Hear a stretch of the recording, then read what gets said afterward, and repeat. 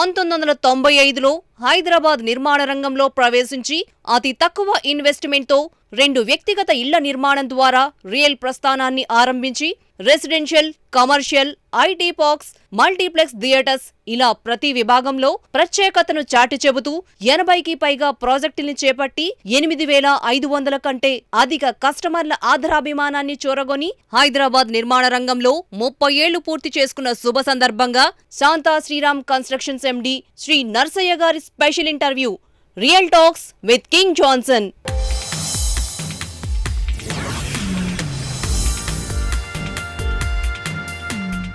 Hi, hello, నమస్తే, welcome to REG talks.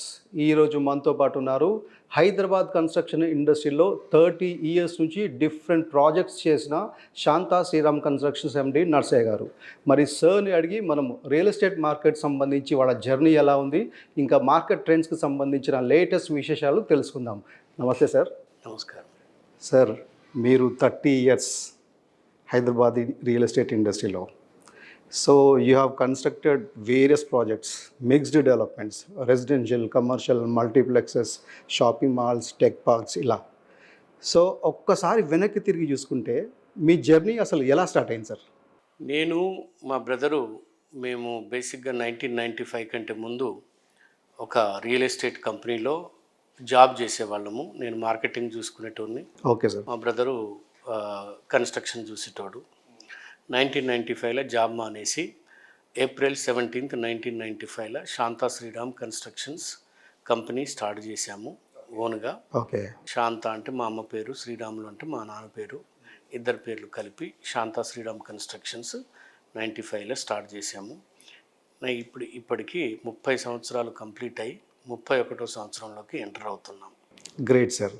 So construction ఇండస్ట్రీలోకి enter అయ్యే కంటే ముందు సో మీ బ్యాక్గ్రౌండ్ ఒకసారి చెప్తారా? మీ స్కూలింగ్, ఎడ్యుకేషన్ ఏ డిస్ట్రిక్ట్? మాది నల్గొండ డిస్ట్రిక్ట్, సూర్యాపేట తాలూకులో ఒక దురాజ్పల్లి అని ఒక చిన్న గ్రామము. మా పేరెంట్స్ వచ్చేసేసి అగ్రికల్చర్ బ్యాక్గ్రౌండ్. నేను 10th క్లాస్ వరకు సూర్యాపేటలో చదివాను. దాని తర్వాత నల్గొండలో సివిల్ ఇంజనీరింగ్ పాలిటెక్నిక్ చేశాను. ఆ తర్వాత హైదరాబాద్ వచ్చి జాయిన్ అయ్యి జాబ్ చేస్తూ ఈవినింగ్ జేఎన్టీయు కుకట్పల్లిలో బీటెక్ కంప్లీట్ చేశాను 1990 నుంచి 94 వరకు. అంటే మార్నింగ్ జాబ్ చేసుకుంటూ ఈవినింగ్ కాలేజ్కి వెళ్ళేవాడిని. 94లో కంప్లీట్ అయింది. 95లో ఓన్గా స్టార్ట్ చేసాం. ఓ గ్రేట్ సార్. అంటే మార్నింగ్ జాబ్ చేసుకుంటూ ఈవినింగ్ కాలేజ్కి వెళ్ళడం. సో మార్నింగ్ జాబ్ ఎక్కడ చేసేవారు? అప్పుడు శాలరీ ఎంత వచ్చేది మీకు? నేను రిమాక్స్ కన్స్ట్రక్షన్స్ అని ఒక కన్స్ట్రక్షన్ కంపెనీలో జాబ్ చేశాను. నా స్టార్టింగ్ శాలరీ వచ్చేసి 1990లో 600 రూపాయలు పర్ మంత్. 1995లో నేను రిజైన్ చేసే టైంకి 2,500 రూపాయలు జీతం ఉండేది. ఓ గ్రేట్ సార్. సో యాక్చువల్గా మీరు 4 ఇయర్స్ బీటెక్ చేశారు, 1 ఇయర్ జాబ్ చేశారు. బీటెక్ చేస్తూనే జాబ్ చేశారు. సో అలాంటి సమయంలో మీరు సొంతంగా శాంతా శ్రీరామ్ కన్స్ట్రక్షన్ పెట్టాలి అని మీరు అసలు ఐడియా ఎలా వచ్చింది? మీరు ఆ ఇన్స్పిరేషన్ ఏంటి అసలు? అంటే ఐడియా అంటూ ఏమి లేకుండే, కాకపోతే ఏంటంటే ఒక చిన్న ఇష్యూ వల్ల ఆఫీస్లో జాబ్ మానేయాల్సి వచ్చింది. సో జాబ్ మానేశాను కాబట్టి నాకు తెలిసిన విద్య రియల్ ఎస్టేట్ అండ్ కన్స్ట్రక్షనే కాబట్టి ఇమీడియట్లీ నేను జాబ్ మానేసిన నెక్స్ట్ మంత్ నుంచి బిజినెస్ స్టార్ట్ చేశాను. ఇనీషియల్గా రియల్ ఎస్టేట్ ఏజెంట్గా బ్రోకరేజ్ చేస్తూ ప్లాట్లు అమ్మి కమిషన్ బేసిస్ మీద అలా స్టార్ట్ అయ్యి స్లోగా బోయిన్పల్లిలో ఫస్ట్ ఒక 2 ఇండిపెండెంట్ హౌసెస్ కన్స్ట్రక్షన్ చేశాము 1995లో. ఆ తర్వాత ఒక 8 ఫ్లాట్లు మన మేదిపట్నంలో స్టార్ట్ చేశాము. ఇక దాని తర్వాత ఇంకొక 15 ఫ్లాట్లు మారేడుపల్లిలో స్టార్ట్ చేశాము. ఆ మారేడుపల్లిలో స్టార్ట్ చేసినప్పటి నుంచి ఇక అక్కడ ఫుల్ స్వింగ్లో బిజినెస్ పికప్ అయ్యి అప్పటి నుంచి ఇక నెవర్ లుకింగ్ బ్యాక్. ఓన్లీ మారేడుపల్లిలో 13 వెంచర్లు చేశాను నేను. అంటే ప్రతి రోడ్డు మీద ఒక బిల్డింగ్ కట్టాను అప్పట్లో. సో మీరు చేసిన ఫస్ట్ ప్రాజెక్ట్ 8 ఫ్లాట్స్, ఒక హౌస్ అంతే, 2 ట్విన్ హౌసెస్ వదిలేస్తే అపార్ట్మెంట్గా మీరు చేసింది ఫస్ట్ 8 ఫ్లాట్స్. సో ఆ స్థలం ఎలా వచ్చింది మీకు? అప్పుడు కన్స్ట్రక్షన్ కాస్ట్ ఎంత అయింది? మీరు ఏ రేట్కి సేల్ చేసేవారు? మేము ఆ స్థలం వచ్చేసేసి నేను అంతకుముందు జాబ్ చేస్తున్న టైంలో ఒక మన దగ్గర ప్లాట్స్ కొన్న కస్టమర్ ల్యాండ్ అది. జాబ్ మానేశానని చెప్పి అతనితోటి డిస్కషన్ చేస్తే ఆయన 400 గజాలు మన మేదిపట్నం లో ఆయనది ఉంటే ఎల్ఐసి కాలనీలో అది డెవలప్మెంట్కి ఇచ్చాడు 40-60 రేషియోలో.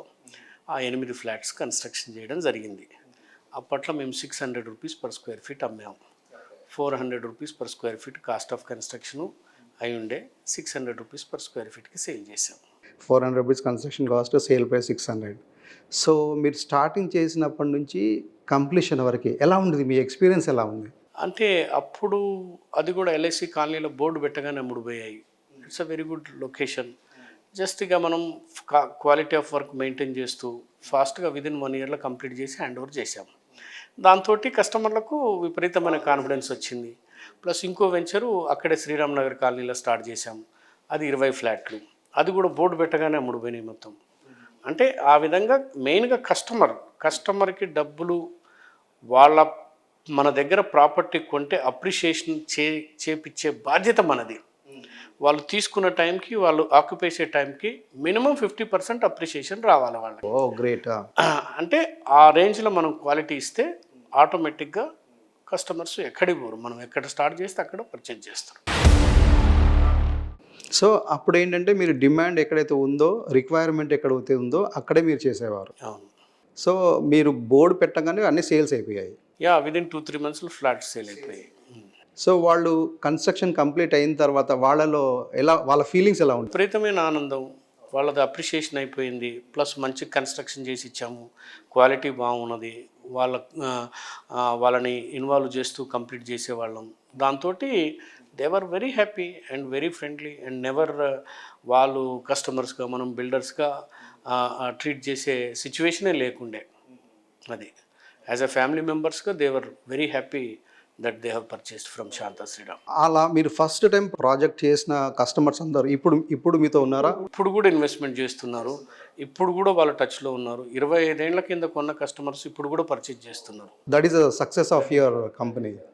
రెప్యుటేటివ్ క్లయింట్స్ మన దగ్గర పర్చేజ్ చేయడం, ప్లస్ వాళ్ళు హ్యాపీగా వాళ్ళ ప్రాపర్టీని ఎంజాయ్ చేయడము, ప్లస్ వాళ్ళకు విపరీతమైన అప్రిషియేషన్ రావడం. ఇప్పుడు మనం మారేడుపల్లిలో 800 నుంచి 1000 రూపాయలు స్క్వేర్ ఫీట్ అమ్మాను. అక్కడ ఉన్న కస్టమర్స్ యాజ్ ఆన్ టుడే 26, 27 సంవత్సరాలు అయినా కూడా బిల్డింగ్ బ్రాండ్ న్యూగా లుక్ ఉంటుంది. ఇప్పుడు అక్కడ 10,000 రూపాయలు స్క్వేర్ ఫీట్ అమ్ముతుంది అదే బిల్డింగ్లో. 1000 రూపాయలు కొన్నోళ్ళు 10,000 రూపాయలు స్క్వేర్ ఫీట్ పెరిగి ఆ విధంగా అప్రిషియేషన్ రావడం జరిగింది. సో మెహదీపట్నం అయిపోయింది, మారేడుపల్లి అయిపోయింది. సో నెక్స్ట్ ఇంకెక్కడెక్కడ ప్రాజెక్ట్ చేస్తారు? తార్నాకలో చేసాం. తార్నాక చౌరస్తల పెట్రోల్ బంక్ పక్కన మేతా బార్కేడ్ అని 650 రూపాయలు స్క్వేర్ ఫీటు, 700 రూపాయలు స్క్వేర్ ఫీట్ అమ్మినాము. Commercial cum residential. అది మోస్ట్ సక్సెస్ఫుల్ అయింది. It has very good returns వచ్చాయి. ఆ తర్వాత ఇంకొద్ది ముందుకెళ్తే అక్కడ ఒక 250 అపార్ట్మెంట్స్ కట్టాము. ప్లస్ ఇంకొద్ది ముందుకెళ్తే అక్కడ ఒక 150 అపార్ట్మెంట్స్ కట్టాము మన తార్నాక. దాని తర్వాత పద్మారావు నగర్లో ఒక 10 ప్రాజెక్ట్స్ చేసాం. పద్మారావు నగర్లో స్కందగిరి టెంపుల్కి వెళ్తుంటే రైట్ హ్యాండ్ సైడ్ బెల్వెడియా గార్డెన్స్ అని అది కట్టాము. అరౌండ్ 400 అపార్ట్మెంట్స్ కట్టాము. అక్కడ కూడా 900,000 రూపీస్ పర్ స్క్వేర్ ఫీట్ అమ్మాము. ఇప్పుడు 8,000 రూపాయలు స్క్వేర్ ఫీట్ ఉన్నది. అక్కడ ఇంకో వెంచర్ చేసాం పద్మనాభ రెసిడెన్సీ అని 150 అపార్ట్మెంట్స్. అక్కడ 3,000 రూపీస్ పర్ స్క్వేర్ ఫీట్కి అమ్మాము. ఇప్పుడు 10,000 రూపాయలు స్క్వేర్ ఫీట్ ఉంది. సో ద కైండ్ ఆఫ్ మెయిన్గా కస్టమర్కు అప్రిషియేషన్ వస్తే అతనికి ఎప్పుడు వాళ్ళ రిలేటివ్స్లో కానీ వాళ్ళ ఫ్రెండ్స్లో కానీ ఎప్పుడు ప్రాపర్టీ కొనాలనుకుంటే ఫస్ట్ మన పేరు గుర్తుకు రావాలి. ఓ ఎక్సలెంట్. సో ఎట్లా అంటే మీరు కస్టమర్స్ ఇంత హ్యాపీగా ఉండడానికి ఇలాంటి రూల్స్ రెగ్యులేషన్స్ మీరు ఫాలో అయ్యేవారు? అంటే ప్లానింగ్ నుంచి ఎగ్జిక్యూషను, కంప్లీషను, హ్యాండ్ ఓవర్ వరకు అన్నిట్లో కూడా క్వాలిటీ ఆఫ్ వర్క్, బ్రిక్ వర్క్లో కానీ, ప్లాస్టరింగ్లో కానీ, ఫ్లోరింగ్లో కానీ, ప్లస్ స్ట్రక్చర్లో కానీ, స్టెబిలిటీలో కానీ, ప్లస్ ల్యాండ్స్కేపింగ్లో కానీ, క్వాలిటీ ఆఫ్ మెటీరియల్స్ ఇవ్వడంలో కానీ, లిఫ్ట్స్ కానీ, జనరేటర్స్ కానీ అన్ని బ్రాండెడ్ క్వాలిటీ కొని, ప్లస్ వాళ్ళకు బెస్ట్ క్వాలిటీ వాళ్ళ ప్రైస్కి, అంటే we have to give best value for their money.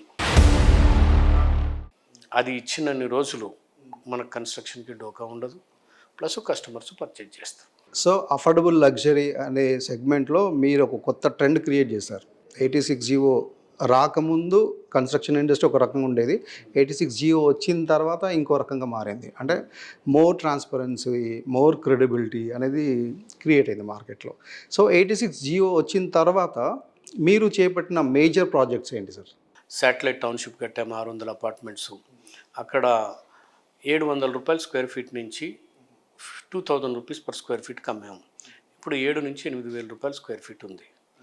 ఈరోజు కొన్నోళ్ళు కూడా వాళ్ళు చాలా హ్యాపీగా ఉన్నారు. ప్లస్ అదే కాకుండా 86 జియో వచ్చిన తర్వాత అంటే గవర్నమెంట్ రూల్స్ను పాటిస్తూ మనం కన్స్ట్రక్షన్ చేయాలి. ఆ గవర్నమెంట్ రూల్స్ పాటిస్తూ కన్స్ట్రక్షన్ మేము ఫస్ట్ నుంచి కూడా చేస్తున్నాం. సో మనకు అంత పెద్ద డిఫరెన్స్ అనిపించలేదు. సో రెసిడెన్షియల్ అయింది. సో మీరు కమర్షియల్లోకి ఎప్పుడు ఎంటర్ అయ్యారు? ఎప్పుడైతే మేము మేతా బార్కేడ్ కమర్షియల్ కమ్ రెసిడెన్షియల్ కట్టామో దాని తర్వాత నెక్స్ట్ బిల్డింగ్ వచ్చేసేసి సెయింట్ ఆన్స్ కాలేజ్ కంటే ముందు తార్నాకలో ఆడొక కమర్షియల్ కాంప్లెక్స్ కట్టాను. ఆ కమర్షియల్ కాంప్లెక్స్ కట్టినప్పుడు మంచిగా సేల్ అయింది. ప్లస్ బిల్డింగ్ బ్యూటిఫుల్గా వచ్చింది. స్పెన్సర్స్ వాళ్ళకు రెంట్కి ఇచ్చి ఉంటుంది. బిల్డింగ్ మొత్తం ఒకే పార్టీ కొన్నాడు. దాని తర్వాత మేము రోడ్ నెంబర్ 36 జూబ్లీ హిల్స్లో ఒక 10-12 ప్రాపర్టీస్ ప్లాట్స్ తీసుకొని ఆడ మేజర్గా ఒక 10 వెంచర్లు చేశాను నేను. నీరూస్ బిల్డింగ్ ఇప్పుడు ఏదైతే ఉందో అది నేనే కట్టాను. దానికంటే ముందు right hand side Roshan Lal silks ఉంది, అది నేనే కట్టాను. దానికంటే ముందు వరమహాలక్ష్మి సిల్క్స్ ఉంది, అది నేనే కట్టాను.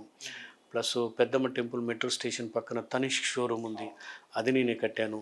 ఇంకొద్ది ముందుకి right hand side Anchal showroom ఉంది, అది కూడా నేనే కట్టాను. రోడ్ నెంబర్ 36 జంక్షన్లో మెట్రో స్టేషన్ పక్కన పి సత్యనారాయణ జ్యువెలర్స్ ఉంది, అది నేనే కట్టాను. ప్లస్ సీఎం క్యాంప్ ఆఫీస్కి ఎదురుగా బ్లూ మూన్ హోటల్ ఉండేది, అది ఇప్పుడు Tanishq showroom. Plus Ashoka jewellers house, అది నేనే కట్టాను. ప్లస్ దాని పక్కన మలబార్ గోల్డ్ షోరూమ్ ఉన్నది, అది కూడా నేనే కట్టాను. ప్లస్ పంజగుట్ట చౌరస్తాలో బజాజ్ ఎలక్ట్రానిక్స్ ఉంది, అది కూడా కట్టాను నేను. Okay. Shanta Sriram tech park అని డిఎల్ఎఫ్ పక్కన 6 lakh square feet software IT park కట్టాను. ప్లస్ మన సుదర్శన్ థియేటర్ మల్టీప్లెక్స్ కట్టాను, ఓడియన్ థియేటర్ మల్టీప్లెక్స్ కట్టాను, ప్యాట్నీ సర్కిల్లో మల్టీప్లెక్స్ కట్టాను. ఇలా lot of commercial shopping malls, high end shopping malls construction చేశాను. Great sir. సార్ ఒక క్వశ్చన్, అంటే నేను యాక్చువల్గా ఓడియన్ థియేటర్, సుదర్శన్ థియేటర్లో మేము చిన్నప్పటి నుంచి సినిమాలు చూసేవాళ్ళం. సో ఓడియన్ 70mm కానివ్వండి, డీలక్స్ కానీ, సుదర్శన్ కానీ అది కొంచెం డిలే అయ్యింది సార్ మల్టీప్లెక్సెస్. ఎందుకు వాట్ ఈస్ ద రీజన్? మనం స్టార్ట్ చేసినప్పుడు యాజ్ ఇట్ ఈస్గా షాపింగ్ మాల్స్ వర్ ట్రెండింగ్. కొన్ని రోజుల తర్వాత ఎప్పుడైతే కరోనా వచ్చిందో, కరోనా తర్వాత మల్టీప్లెక్సెస్ ప్లస్ షాపింగ్ మాల్స్ చాలా దెబ్బతిన్నాయి. దాంతో ఆ ఎఫెక్ట్లో ఒక 4-5 years అసలు టెనెంట్స్ రాకుండా, ప్లస్ బిజినెస్ మొత్తం స్టాండ్ స్టిల్ అయిపోయింది. దానివల్ల డిలే అయింది. ఇప్పుడు ఏంటి sir, what is the current status of those multiplexes? Already occupied and going on running. Yeah. మీరు గచ్చిబౌలిలో కూడా ఒక మల్టీప్లెక్స్ స్టార్ట్ చేస్తాను అని మీరు ఆ మధ్య అనౌన్స్ చేశారు. అది గచ్చిబౌలి సర్కిల్లో పెద్ద ల్యాండ్ 10.5 acres ఉండే, అది తీసుకొని అందులో మల్టీప్లెక్స్ కడదామని ప్లాన్ చేశాము. కాకపోతే ఏంటంటే ఆ టైంకి మల్టీప్లెక్సెస్ సక్సెస్ కావని డిసైడ్ అయిన తర్వాత దాన్ని ఐటీ పార్క్ కట్టాము, స్కై సిటీ అని. మొత్తం 10.5 acresలో 28 lakh స్క్వేర్ ఫీట్ కన్స్ట్రక్షన్ చేశాం. It's a big building in partnership with Vasavi sky city.